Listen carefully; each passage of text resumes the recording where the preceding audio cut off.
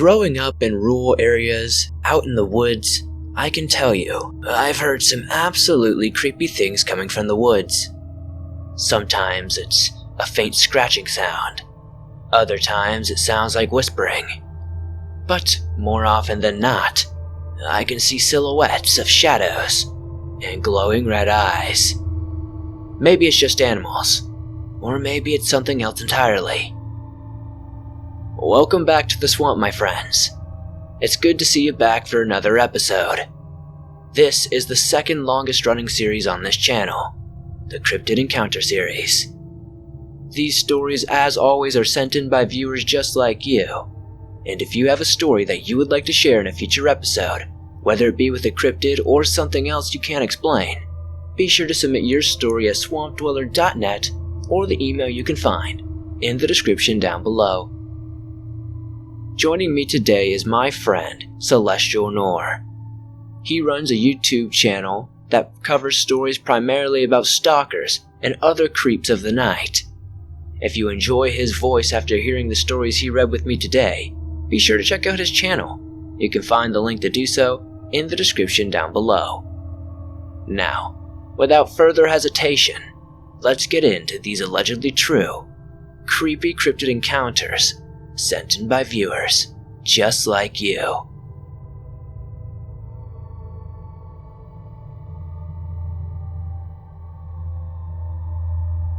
First, I want to say, my partner and I love your channel. Your content always fascinates us both. Yesterday we were talking about things we had seen as kids growing up. Though I've lived here a very long time, I can say the woods of Pennsylvania can be a very interesting place.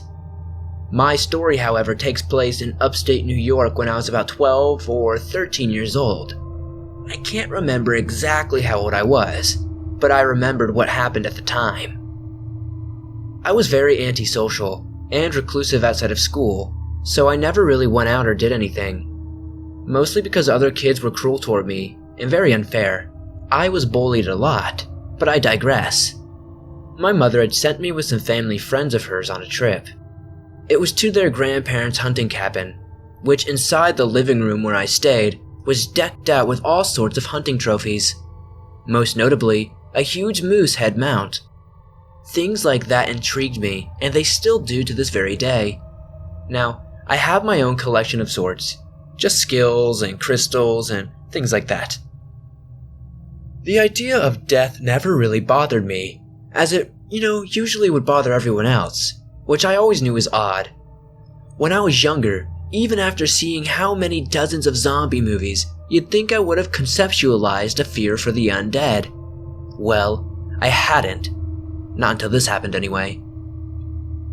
At the time, I didn't know what I saw, but now I think I do. Though, I'm also open to opinion. That's why I wanted to submit my story to you. Now, to get on to what happened. It was the second day of the trip, and the previous day, we, the family son and I, had spent the day riding ATVs up and down the mountain to the gun range and back. Let me explain a few layout specifics about the house before I continue. I was in the living room, which, behind it, there is a dining room, and next to that, there's a room that is set up like an L. I believe this might have been the kitchen if I remember correctly. At night, the grandparents left the stove light on in the kitchen to illuminate the path to the bathroom across from it. Hopefully, this makes sense. Basically, it just means that the light came from a single light in the kitchen. The living room had one wall that was basically made of all windows. There was the corner of the room, then to the left of that there were a set of double doors. I think they are called French doors or something. I'm not sure. The doors had been also made of windows. It was composed of wood and small square glass windows. That night, I was laying on the couch with a blanket and a pillow. I had myself bundled up in the blanket, and my feet were toward the door, which meant from where I was, I could see my feet to that side of the door. There wasn't a deck built out there to walk onto quite yet, so there was a good 4 to 5 foot drop when you opened the door. Since the cabin was sort of built into a mountainside, that is, the basement was half above ground and half below the ground. This door, where the basement was about almost ground level, The soft light beamed into the living room from around the corner as I laid on the couch and fell asleep. What I assumed to be about 4 hours later, I woke up at around 2 a.m., which is about 0200 military time. I immediately felt off, as though the air was thick with static or humidity. That's when I realized I could smell what I knew to be sulfur, which, if you haven't smelled it, it's like garbage and rotten eggs. A definite nasty smell, to say the least. I laid still for just a few more minutes, breathing slowly, trying to figure out where the smell was coming from. I ruled out skunk, as the smell was not bitter enough and didn't hit my nose the terribly tart bitter smell skunk was. I laid confused about the stench. As it occurred to me, I felt rather watched, like there were eyes on me. I wasn't certain whether it was paranoia because of the windows or not. I started to look around at each window slowly, looking for what may have been watching me. At first it was nothing. I didn't see a thing, until my eyes came to rest on the door beyond the corner. At first, it looked like a large black bear standing on its hind legs. It was not uncommon nor unreasonable for this to be the case. I looked at this bear thing, my eyes slowly focusing and adjusting to the lighting. My eyes strained a little bit and then went wide when it occurred to me that what I was looking at was definitely not a bear. It stood a little contorted to one side, like the muscles were tight on that side. It's not something I'd ever known to happen when they stood. It didn't end there though, but I wish it had. Its eyes were glassy, like a stuffed animal's. They looked like polished black orbs. They were completely soulless. I couldn't visually tell where it was looking, but I could feel that it was looking at me. I don't know how it knew I saw it. Maybe it felt me looking at it. Its scalp was split down between the middle of its glassy eyes. Its skin was too tight, so tight that it looked like it was ripping. The mouth hung open too, like it was dislocated at a place, just hanging there, exposing its teeth, almost dog-like. All four of the canine teeth were long and thick. Patches of the thing's coat were missing, as if it had mange. The skin by the jaw sagged like it was rotting off. At this point, I don't know if I was even breathing with how afraid I had become. I gasped when it slowly rose an all-too-thin paw-like hand and tapped the window with its long claw. 1, 2, 3 times, slow, tedious taps, almost as to further get my attention. It surely had all my attention, as I let out a fearful whimper and hid under the blankets. It continued to tap in intervals of 3, slow-paced sets. At some point, I had either passed out or fallen asleep because the next thing I knew, it was morning. To this day, I don't believe that it was a dream. Either way, it's burned into my mind. Hopefully you enjoyed having me share my experience. If you know what this is, or may know, please comment and let me know.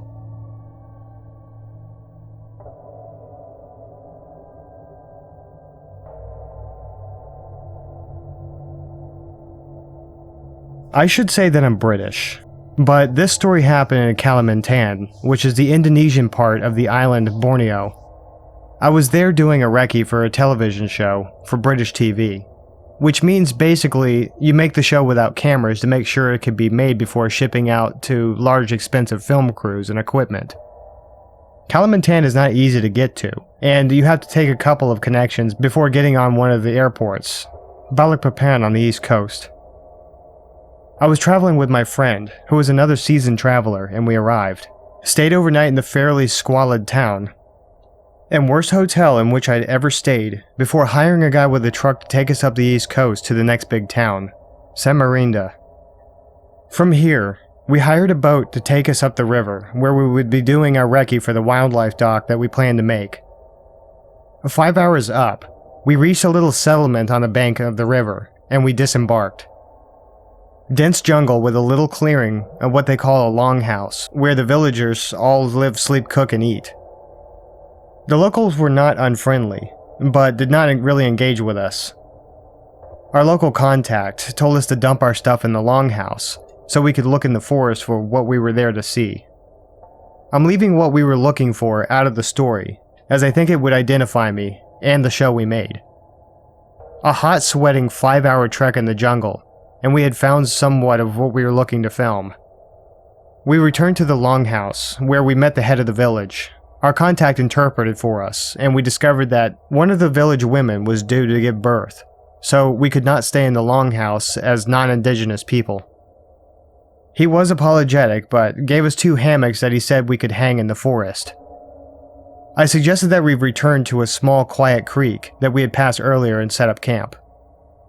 We got there before the sun went down, but darkness really comes fast in the tropics, so as my friend hung the hammocks and mosquito nets, I got the fire going. Now, darkness in the rainforest redefines dark. There is nothing from the moon or stars, as they don't penetrate the canopy. Our only light was from the fire and flashlights which we had with us. If you get freaked out by the sounds of the wildlife, then don't go to the rainforest. The noise is constant, but among this, we did hear the sounds of something large passing our camp. Heavy footfalls crunching on the dried leaves in the forest.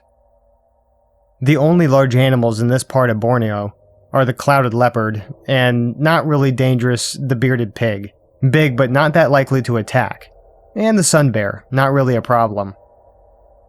We were more concerned with pulling off the leeches that had attached to us during the afternoon.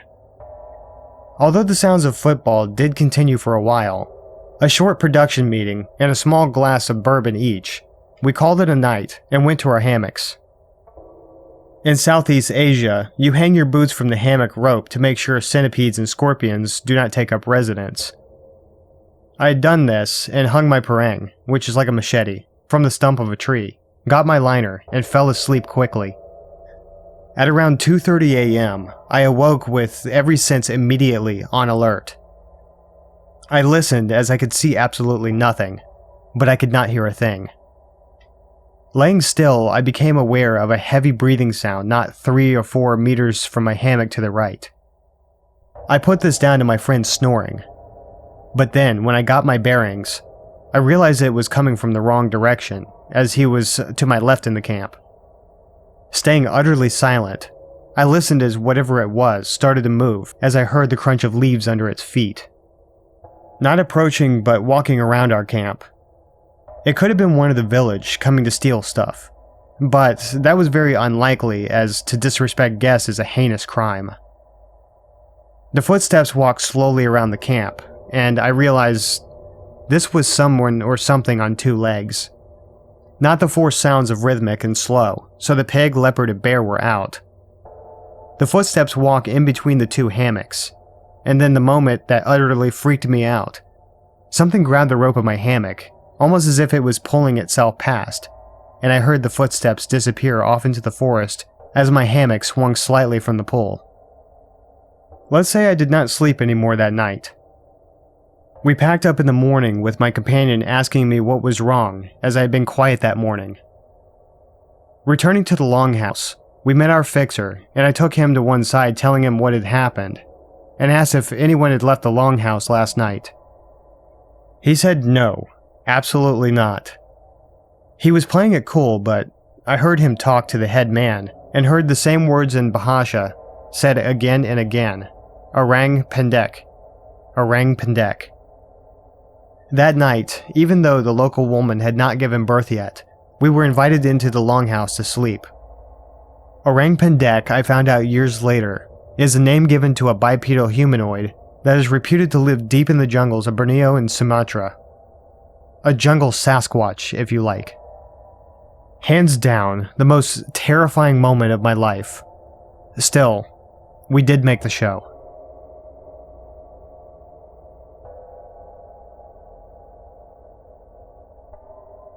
Recently, back in February, around where I live there was a coyote on the loose, but the strange thing about it was that it was black and larger than a regular coyote. Now some of you might be thinking that this is made up, but if you search on the web you will find news articles in Cobb County, Marietta, Georgia, of a rogue black coyote. After a week or two of this coyote wandering into neighborhoods, they finally caught it. Or at least they think they caught it, but they didn't because my friend and I had a close-up encounter with the actual black coyote. Now, I'm unsure if this actually counts as a cryptid, but since black coyotes of this size aren't supposed to even exist, I think it might. My friend and I were at my house for the night on a Saturday, and we were both walking around the neighborhood at around 3 a.m., looking for the source of some weird noises we had been hearing about 10 minutes prior. Not too long after we saw it, this black coyote was big, and I mean wolf size. Something about it was just off. It had some strange color reflection in its eyes. I mean, they looked like a bright red, and it seemed like it was walking strangely, and it was just creepy. Now, just because of the strange noise we heard before, we went out and decided to take our air rifles.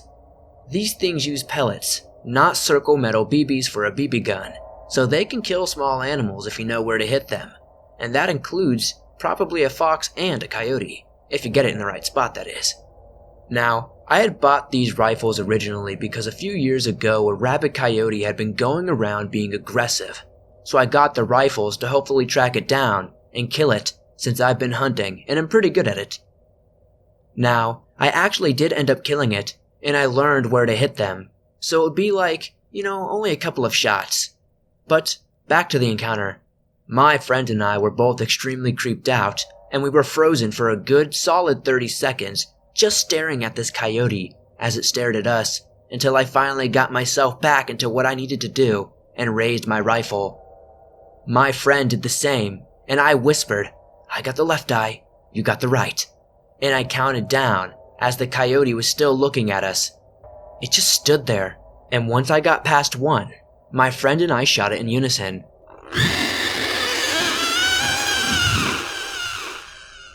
The scream it let out was horrifying. It went nuts, scrambling ever which way. It gave my friend and I enough time to reload and hit it again, and this time, before we shot it, we quickly moved up about 7 feet closer. We aimed our rifles at its head, where the brains was located, and fired 2 more shots into it. It let out another horrifying screech that sent chills through me because I had never heard anything like it come from a coyote.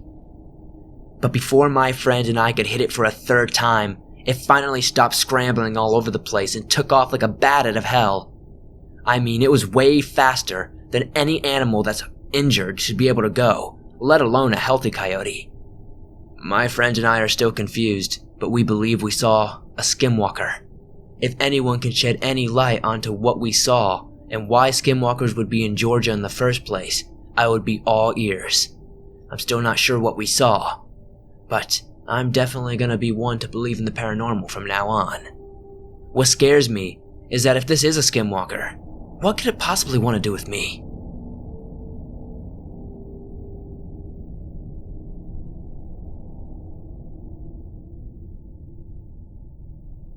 You can call me Al.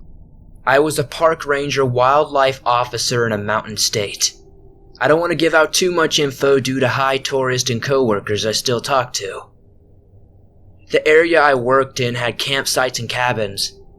One night, on patrol at approximately 11:15, I got a call from dispatch about one of the cabins calling in saying there was something outside harassing them.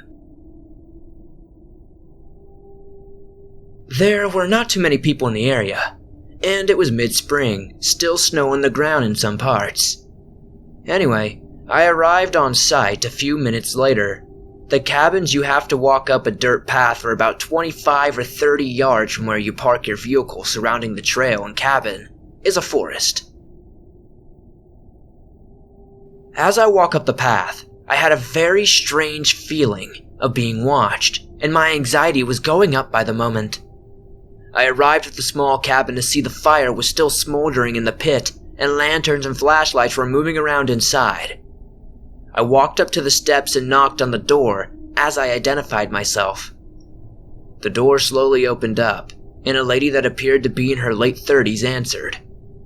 I asked what was going on, and she walked inside fast. She was going on about how the kids had seen something in the window.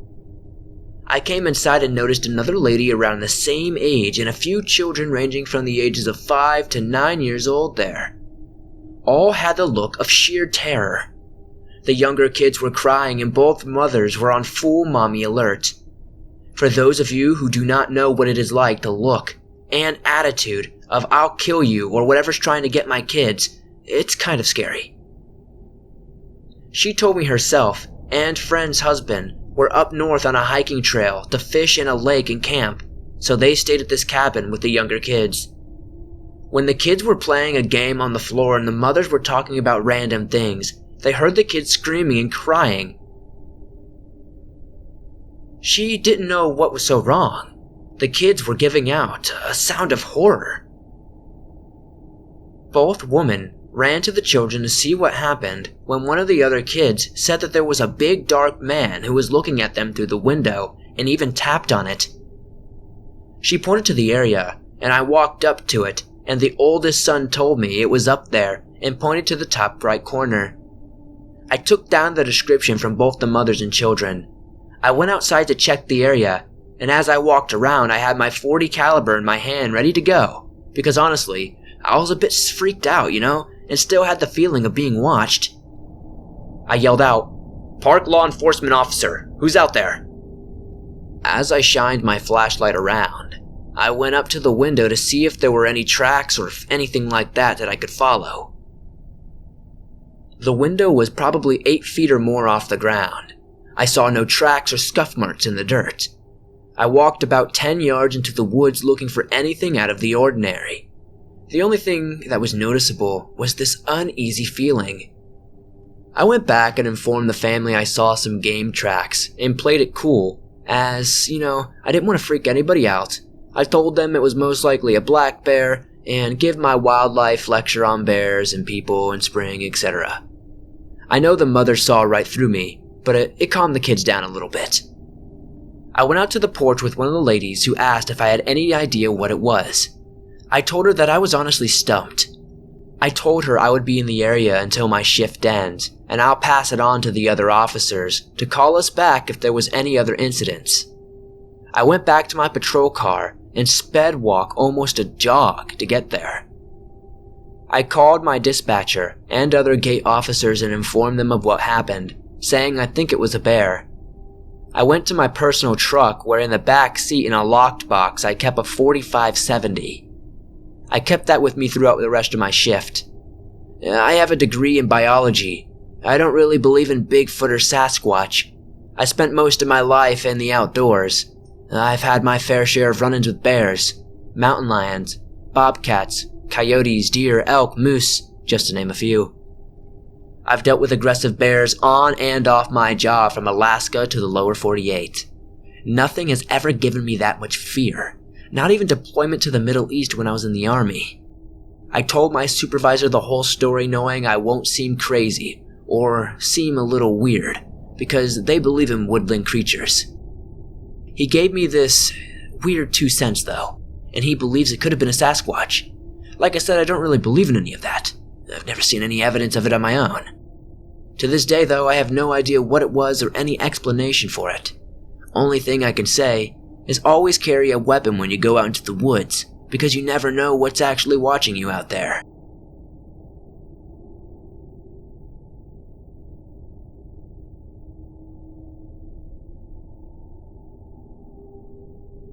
So, for some background before I get into the story, my family moved to the mountains when I was around 16 years old or so. The location of which I won't disclose for my safety and my family's, of course. My parents chose a more secluded cabin because they're not really huge fans of people unless they're close friends or family. I don't blame them though. People can be pretty annoying. That's not really important though. So on with the story. I'd also like to mention that we had been living there for about 2 months before this incident happened. I'm the night owl of the family. I usually stay up checking social media or drawing.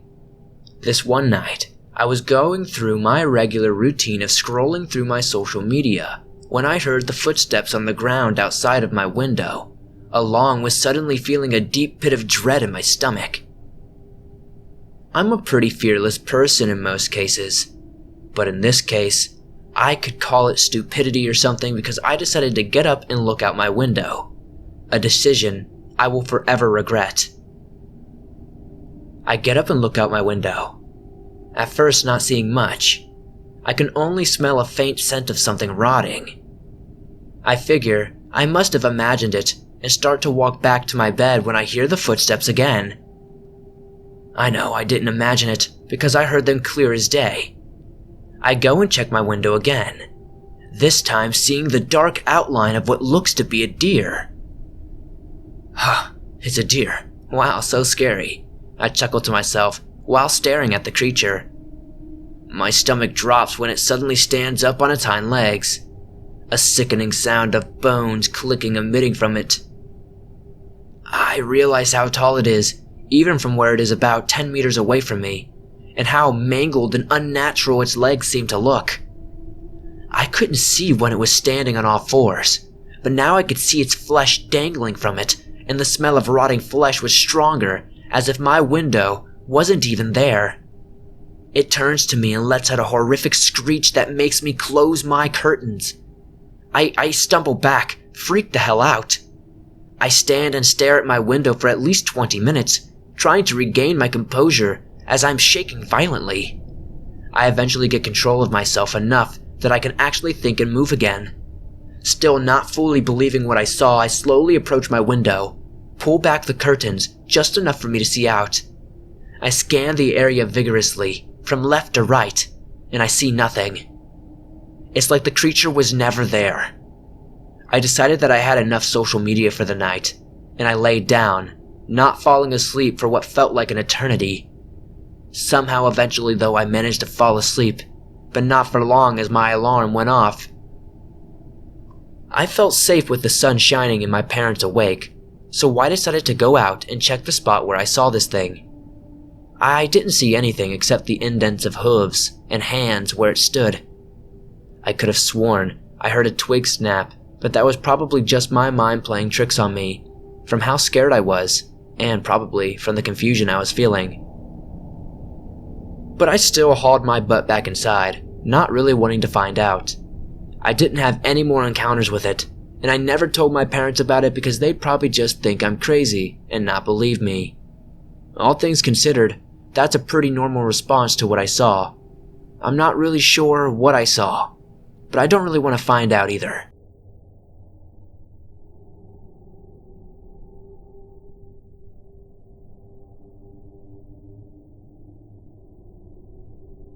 For a little background, I live in northern Pennsylvania, and I am surrounded by mountains. I grew up in the woods all my life, so not much out here spooks me. Whereas that sounds typical for this type of story, it is completely true. I've seen my fair share of bears, raccoons, skunks, stray animals, and the like. But this was unlike any of that, and I cannot help but feel it was unnatural. Please allow me to explain. To understand my visual perspective in this story, let me explain a few things. In my kitchen, I have an island which is across from the kitchen sink, and behind the sink there is a standard window, which is a very modern one with locks on it. Beyond that window is our outside walk. That continues to the back door, and besides ours is our immediate neighbor's as well. Through the window I could see some of her roof. In my town, our houses are close together, and you can basically only see your neighbor's roof or house from our windows. We've also recently had our streetlights switched from orange ones to brighter white ones, which I find odd and I think made this all the more scary. As I said, through the window I can see some of her roof, which is sloped but not at all steep, as it was more of an enclosed porch. It's something that I can say would be a little difficult to navigate on foot, but I've got no business climbing on roofs, and I certainly have none now. Due to this setup, it's very easy to see what's going on with the neighbors, who, mind you, haven't been home in a year due to an unfortunate injury she sustained. She is healing from it in the hospital. She just hasn't been ready to move back home. For those who may worry, she is okay. Now to get to the point. It was around 3 to 4 a.m., and I was eating some oatmeal at the kitchen island. I kept getting a really funky feeling about the window, and I didn't know if it was because I was tired or what it could be. For those who may be wondering, I'm mostly nocturnal. Anyway, I was minding my own business and kept getting this feeling, not of being watched or stalked, just of something being off. I looked around the room a little bit, making sure my special needs cat was okay, because I usually get a bad feeling before she gets sick. But I realized the feeling was coming from the window, which the sky was the smallest bit light at the time, and the street lights cast a bit of light as well onto the roof next door. This unsettled me. I tried to ignore the window as best as I could, but I just had to look up again. Why I did, or what possessed me to, I don't know. I just looked up. My stomach dropped. My eyes widened as I saw what I can only describe as legs, like that of a deer, but the muscle structure of a dog's. I could not exactly tell what kind of feet it had, if any at all, but it seemed like they were hooves of some kind. I say this based off how the distant light hit them, and it was wet outside, so things glistened a bit more. That being said, I also noticed whatever this was didn't seem to have fur. It was more or less naked, which probably sounds stupid, I know, but I didn't see any significantly long hair or fur. If it had fur, it must have been very short, and as for the color and the lighting there, it seemed to be a gray color, like a darker gray, almost a graphite gray. The legs did a shuffle, as though repositioning itself to face me more, but be ready to flee if need be. I held my breath and stared in pure horror at the sight. Part of me hoped that this was just a sick nightmare. I held as still as I possibly could, despite shaking where I sat. I feared that whatever this thing was would crouch down and look inside. I just hoped that it didn't have that kind of intelligence. Just as I started to think about that, the creature began to do that very thing. I shook my head a little, as though to disagree with what was happening, which I did, greatly. I continued to watch as it suddenly stopped its ever-slow, fluent, crouching motion. It was almost mechanical, with how smooth it moved. There were some tears welling up in my eyes from the anxiety at this point, as I just stared for what seemed like 10 minutes at this now still, half-crouched figure. Suddenly the figure stood up with incredible speed, and in 2 steps cleared the 10-foot roof gap and ran away, surely in the direction of some other helpless being, which it still scares me to think of what may have happened to it. Whatever this was moved with a speed that was so unreal and all too fluent to be natural. I continued to sit as I panted and try not to cry. My mind was going crazy with a million questions. I have no idea what this might have been. Again, I live in northern Pennsylvania, in the mountains. If anyone has any suggestions, please share them. This really concerns me, and I hope that I never see this thing ever again.